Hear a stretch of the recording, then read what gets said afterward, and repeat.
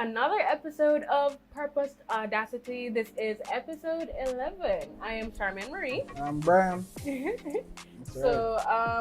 We have been discussing a lot of hard-hitting topics since the year began, and of course, this one is no different. So. I mean, I don't know if it's hard-hitting versus just. It's very direct. It's direct, but yeah. It's like it's more. Yo, these are our thoughts on where this thing is. So, as a matter of fact, hear what? Sure, man. Right. What's the topic? The topic is, do you believe Jamaica still has a gospel music industry? Okay. Let me ask it again, because there was uber silence on the page. Like, literally, you saw people liking, you saw people under it saying, hey, I'm just here for the comments. Nobody commented. And for me, like, I expected silence, but it was really hilarious how a person responded. Because of course it's touchy. Because yes, let's get into that. Yeah, man, because I feel like I believe Jamaica does still have a gospel music industry. Firstly, what constitutes a gospel music industry, like in our country? Well, Miss Gospel Artist or Miss Artist, singer-songwriter. Wow. I think you should tell us what does. Wow, did not expect that. What is considered as a gospel music industry? Wow. All right. I would say, and I'm going to use US as well as Trinidad, funny enough, or some of the rest of the Caribbean, to kind of in my example. Now, I would say that a gospel music industry is a well-organized and well-oiled machine that allows for persons to release music, release information about themselves, have their own, ministries being put forward and stuff like that, and it being not necessarily regulated, but appreciated in a specific space and pushed accordingly. So a gospel music industry, therefore, has many players, therefore. So fine, you have the creatives, you have the people, the musicians, the artists, and singer-songwriters and all of that. But then you also have the events. You also have the media houses. You also have a lot of those different outlets that allow for the perpetuation and the pushing and the coming together of all of these players, so that one message, which is the gospel, can be pushed forward in a systematic and strategic way. Yo, that would have sound like finish. Hey, if you want your bachelor's in gospel music industry, right here. Whoa. Let's go. We'll create the courses. So saying that to say, funny enough, as much as you have many persons in the US and many persons in like Trinidad or whatever, like I really love how Trinidad has really pushed them. You have Positive, Nathaniel, Fisherman project, and all these things. A lot of persons, right? You have Samuel Mendes from Guyana. You have J Prince. Yeah, you have a lot of them, and they come together, and they come together on events. They collaborate on songs. They do all of that. But then beyond those collaborations and stuff, you have events that they come together on. You get what I'm saying? So you feel like they're moving together, and you feel like they're collectively being pushed. And everybody has their way of shining. Everybody has their unique flavor adding to the pot. No, and then it's the same thing for even the US. So you have things like Reach Records. You have so many labels and stuff that really help to Humble Beast. I mean, I haven't heard a lot from them recently, but yeah, you have so many labels, right? You have so many labels and so many platforms that push the gospel music industry and stuff. So you're seeing what people are putting out. You're feeling like you're a part of their journey and stuff. Here in Jamaica, you feel like everybody just do their own thing, and like everybody. Well, and thankfully with the pandemic, more persons are coming to a same level where you know what, you have the internet as your quote unquote gatekeeper. Yeah, one gatekeeper, which is the internet. So it's just a matter of how you use it. So some people do them lives. Many persons have started shows like Kevin Downswell, Jermaine Edwards, DJ Nicholas, whatever, Ryan Mark. Well, yeah, those prominent ones, fine. You see them talking a lot more and stuff, and people being able to journey with them because they're building their brand. But then to say that you're having a concerted coming together so that everybody is journeying with these events and whatever. I don't see it as much as we used to. I see a lot of corporate entities pushing events, and now these artists are invited. And more people having events on their own platforms. But to say that it's one move. It's one missing. push. It's missing. It's one push. I get that. And thank you for explaining that. I feel like I just got certified in that course. Wow, guys. Because it's true. I do love the model of like it's everybody one move together. Everybody. I feel like in some spaces it's happening like that. Right. Where even just recently I saw I think it's Kevin. Yes, I saw Kevin Dozier put up a video of two other gospel artists, John Wigan, John Mark Wigan and Flavia. Putting them up a video they did together, saying that hey, this is part of the future of gospel music, especially in Jamaica, the future of reggae gospel music and things. And I love that because it shows that they understand that they are. I mean, even if you don't say it out to him, you are connected. You are well connected and stuff. And your following is large. So when you are more also promoting even the younger ones coming up who are actually putting out excellence, like really good stuff, it shows that, like people actually like them want to move together. But as I said, it's in different spaces. You don't see it like fully collectively coming together saying, it's one move, one goal, boom, boom, boom, boom, boom. You are right also in the sense of it's only, and I don't even know if it's I would call it a freeway, not a gatekeeper. It's one freeway. It's like a gatekeeper because the thing is that there are no more gatekeepers. When you really think about it, there are so many platforms. There's TikTok, there's Snapchat, there's Instagram, YouTube. There's Facebook, there's YouTube, and more. There are more creatives coming out, more photographers, more videographers, more.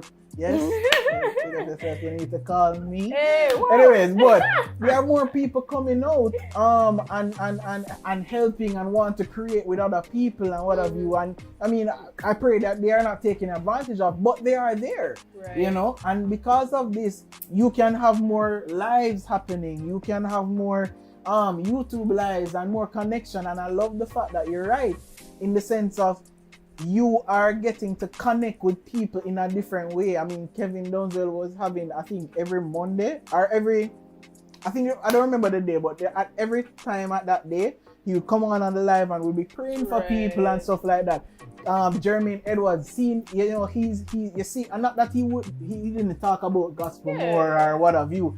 Or if you know him in person, but you see actually even on his social a bit more actually talking more about the gospel and talking even more about the Bible, and so you're getting just different perspectives, especially from that artist outside of just the music, bringing the gospel in itself. So I believe we still have a gospel.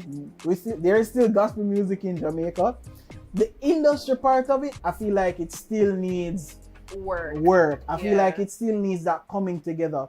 I also feel like people think that there is only specific things that they should be doing in the gospel music industry. Elaborate on that. Meaning, everybody either want to sing, it's either they want to sing or be the artist, and somebody want to, or as I just said, creatives, being the one that's the person doing the video, or you want to be the musician. Or what's the next thing? Or you want to be the musician. And normally those are the top three things, kinda. So the artist, the musicians, and maybe the person who is taking the video or whatever. But we're forgetting that it has a lot more to it. Like gospel music industry need managers.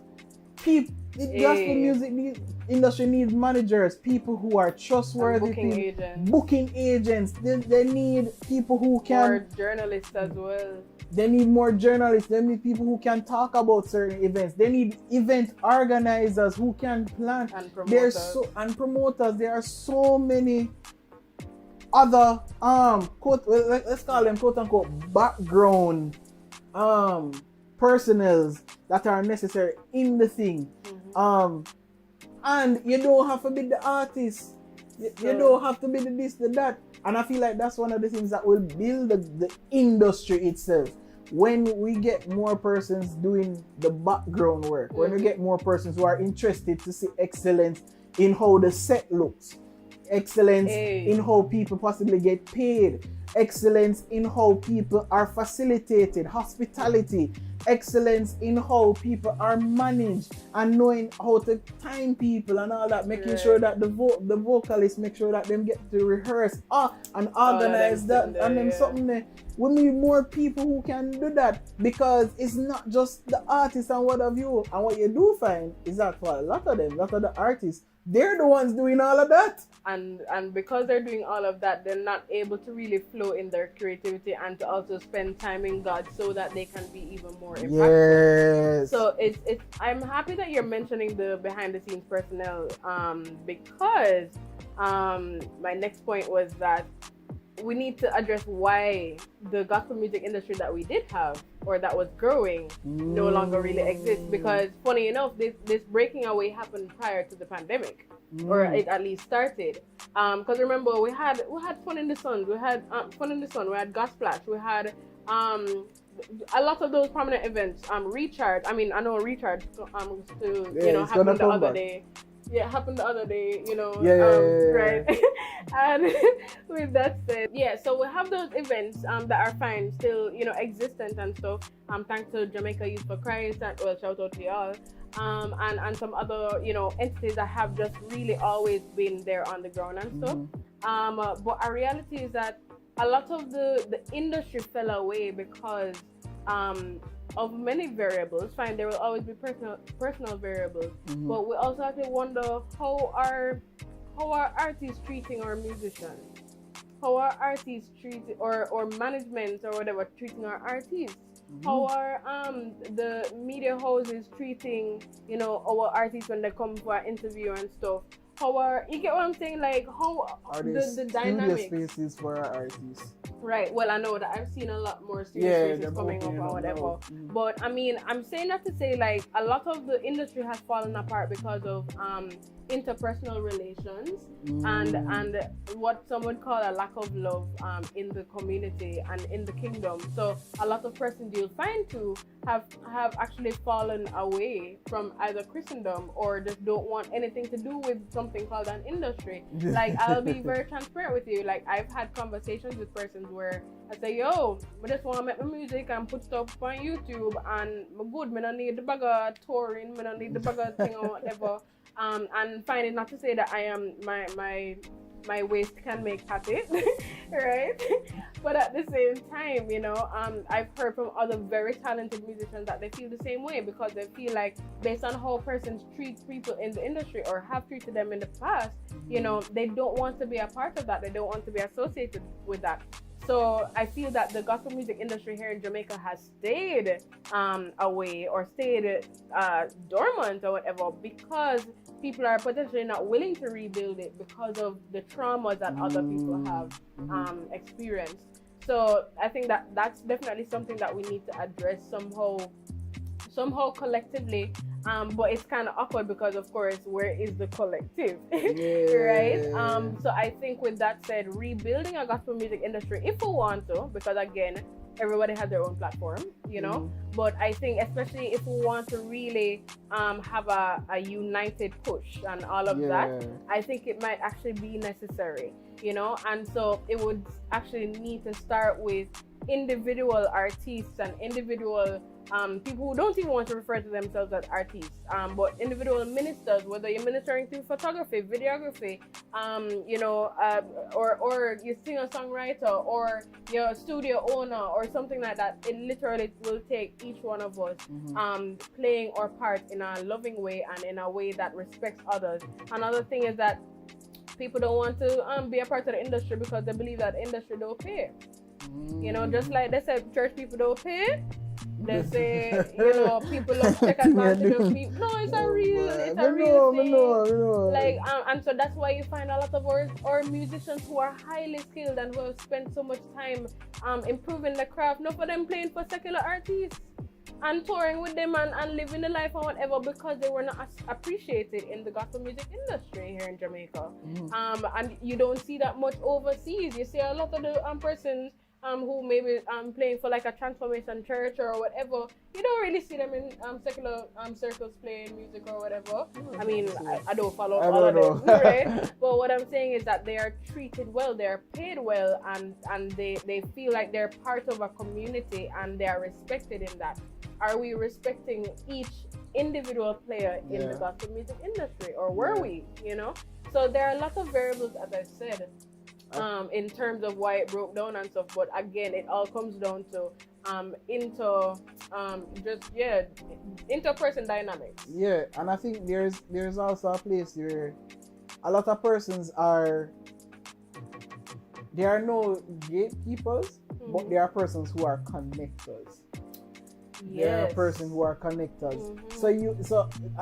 You may not be an artist, or you may not be a this or you are that, but you can connect people with people.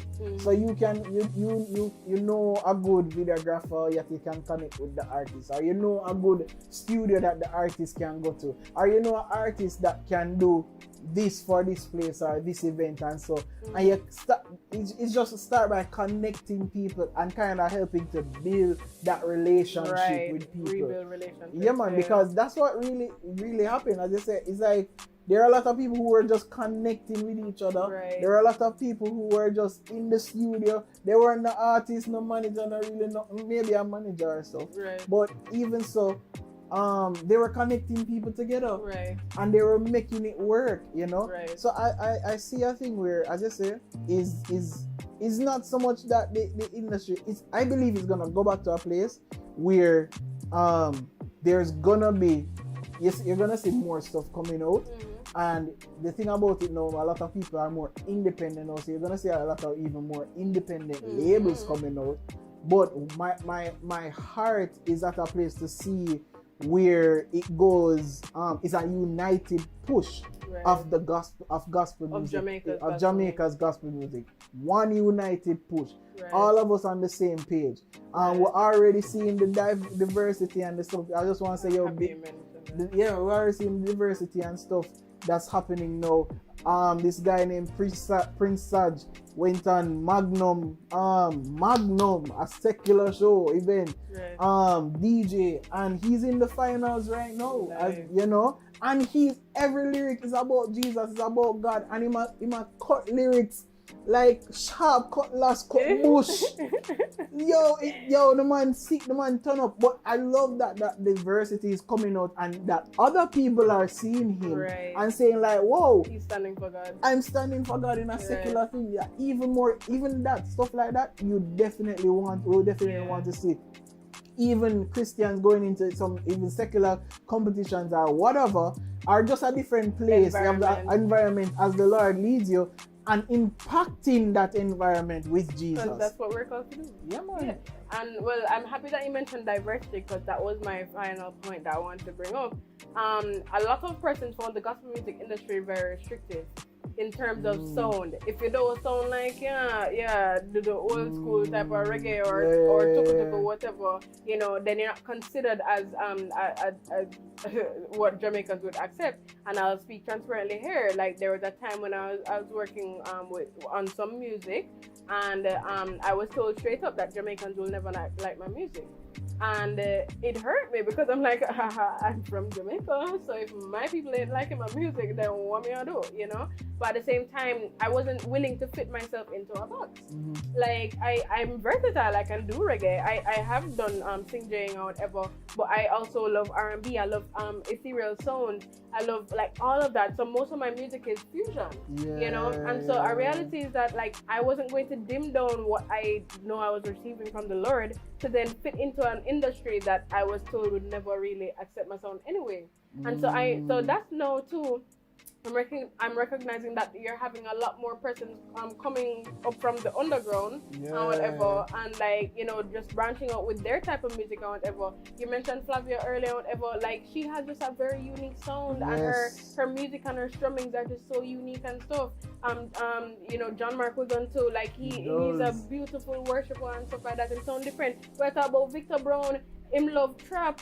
Him love, you get what I'm saying? And things that are not readily Jamaican. But at the same time, like, it's an international sound. So how can we as Jamaicans and as a gospel music industry based in Jamaica recognize that our people see beyond borders, just like Christianity is beyond borders? We just have to recognize that we are Jamaicans making international music. And how do we push that? Because if the US has been able to do it, if the rest of the Caribbean, listen to me, have you listened to Nathaniel Fisherman and listen to his music? His music don't just overtly sound Trinidadian. It is so international, you know, but at the same time they recognize him as a solid Trinidadian artist, you know. So how do we come together to support the fact that we are dynamic individuals and we create in dynamic ways and stuff, but it all is united by the fact that we are all Jamaican and we all love Jesus and want to impact the world for Jesus and further the kingdom. Yeah man, like bring gospel music industry back in a healthy way. Bring the Jamaican gospel music industry back. I know there's some people, you never gone. Alright, if you're not gone, bring it up. We want it up better. Yeah man, we want to see a united push. We'd love to see more persons even being interested in the background of the thing and not just the front and center stage. And at the end, a lot to do. Because there is a lot to do. And at the end of the day, this is all for Jesus. This is all for God. No matter what we have to do in the technical sense of the things, it should always be and forever be for God. And I love the fact that you talk about the diversity about it, and because the industry will now have to open up to that, open up to how people are different and how the styles are different, but it's the same push, it's the same gospel being put out there, it's the same, we love Jesus and we want you to love him too. From Jamaica. Guys. So that's pretty much it. We hope you guys enjoyed this discussion. I mean, you share your thoughts. I know. Even though we didn't hear much in the Instagram comments, trust me, you guys, come on, share your thoughts. We know you're out there. Let us know. Let us hear what you have to say about the gospel music industry in Jamaica. All right, guys. So we'll see you in the next episode. Take care. Thanks for watching that episode of Purpose Audacity, guys. We really appreciate your support and we want to encourage you to keep watching. Alright, so remember to like, share, and subscribe, and make sure you comment down below, alright? Yeah, we really appreciate it. It helps us to build this community, expand this community, and above all of that, make an impact for the kingdom. That's right.